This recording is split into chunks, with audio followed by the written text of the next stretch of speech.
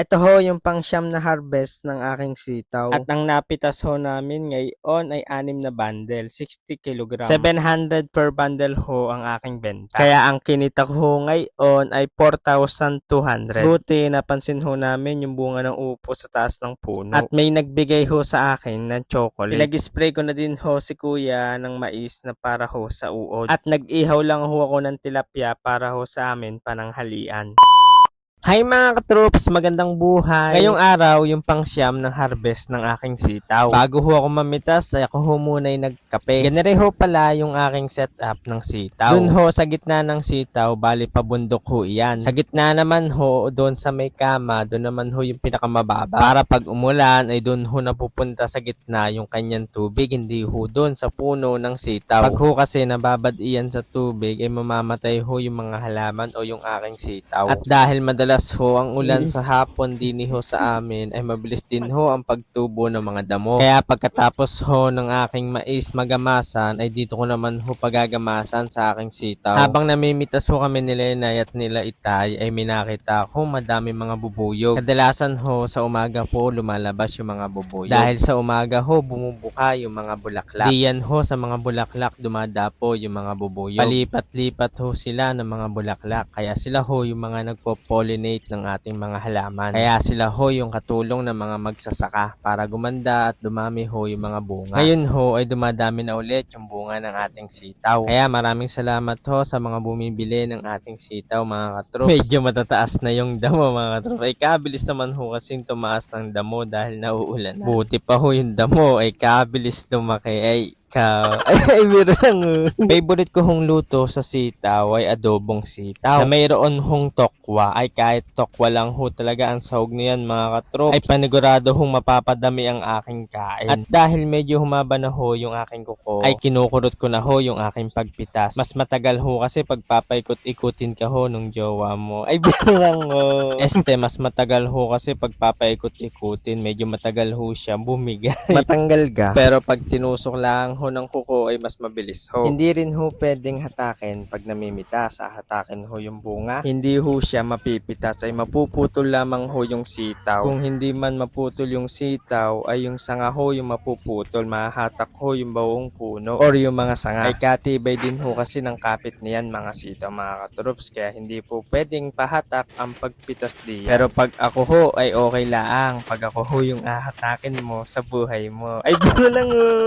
Nung nakakalahati na ho kami sa pagpitas ay nagbundle na ho ako ng sitaw. Sila Inay, Itay, saka ho si Kuya ay nagtutuloy ho sa pagpitas. Mas mabilis ho kasi talaga pag tulong-tulong. Sa isang plastic o sa isang bundle, ang laman ho niyan ay 10 kilo. Kinukuha na ho sa amin yan ng per bundle. Ay di na ho namin nilalastihan o ginugumahan iyang hong sitaw. Ganyan ho yung pagbundle namin sa amin lugar mga katroops. Medyo matagal din ho ang pagbabundle niyang sitaw. Dahil pag napitasan na ho namin yung sitaw, itutumpok ho namin yan diyan. Tapos pipilian ho namin ng reject saka ho ng good. Nagpahinga lang ho ako saglit at habang ho ako nagkakape, ay minakita ho akong upo doon sa puno ng alateris. Ay tamang-tama ay si kuya ay naghahanap. Kahapon kasi may napagbigyan ako ng upo, ay pinalit siya ng hingi. Ay saktong-sakto ay habang ho ako nagkakape, minasilip ako sa itaas. Kaya sabi ko ay siya na kumuha. Dumating ho pala galing abroad yung tropa ng kuya ko. Saka yung ate niya. Yan ho ako ng chocolate. Maraming salamat ho sa pa-chocolate. Ay si kuya na bahala sa iyo magbigay ng sitaw ay sa kanya ko na lang padadala. Pagkatapos ko hong magbundle ay si kuya naman ho ay mag-i-spray. Bali naka-6 na bundle ho ako or 60 kilogram na sitaw ngayon araw. Kaya nagpatulong lang ho ako maghakot ng sitaw sa tricycle sa kuya bago ho siya mag-spray ng sitaw ng mais.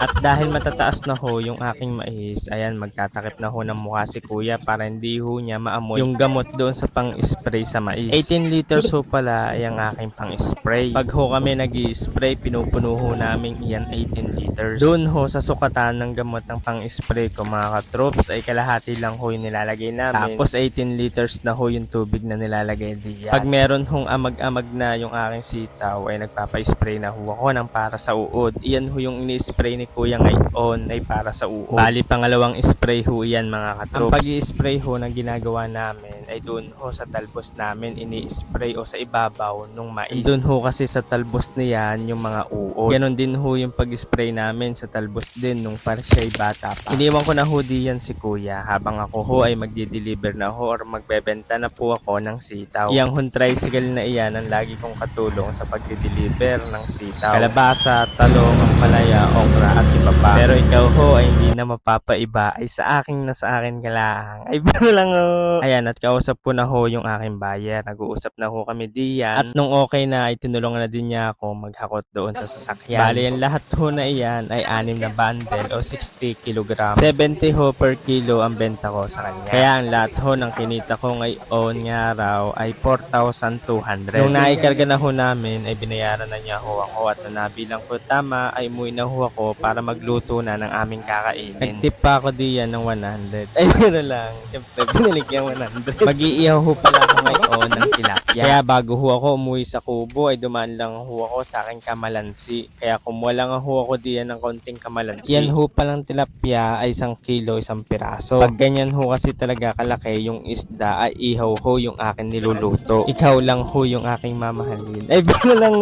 mas gusto ko ho sa ihaw yung binabaak. Ay asin lang ho ang katapat niyan mga katroops. Siyak sira na naman ang diet mo niya. Tapos iihaw mo pa sa bunot. Kumuha lang ho ako ng toyo saka ho ng langis. Akin lamang hong ipapahid iyan sa aking iniihaw na tilapia. Akin din ho iyan pinagaan ng kamalansi. Ay iniihaw mo pa lamang iyan ay nagugutom ka na. Sa amoy pa lamang niyan ay talaga mapapa-unli rice ka na. Tapos bigla kang dadaan ay talaga mapapakurot ka talaga kahit iniihaw pa. Nung naluto na ay akin na hong tinawag sila inay, itay at sila kuya para makakain na. Kain ho tayo mga katroops. Ang ulam ko ho ngayon din sa bukid ay inihaw na tilapia na mayroong hong sausawan na toyo, kalamansi, saka ho siling I love you. Ganyan ho ang gusto ko sa inihaw, binabaak. Pag naman ho ay medyo maliit ay hindi ko na ho siya binabaak. Iniihaw ko siya pero ang luto ko ho doon ay nilabla. Maraming salamat ho sa patuloy na pagsuporta sa inyo mga katroops. Love love!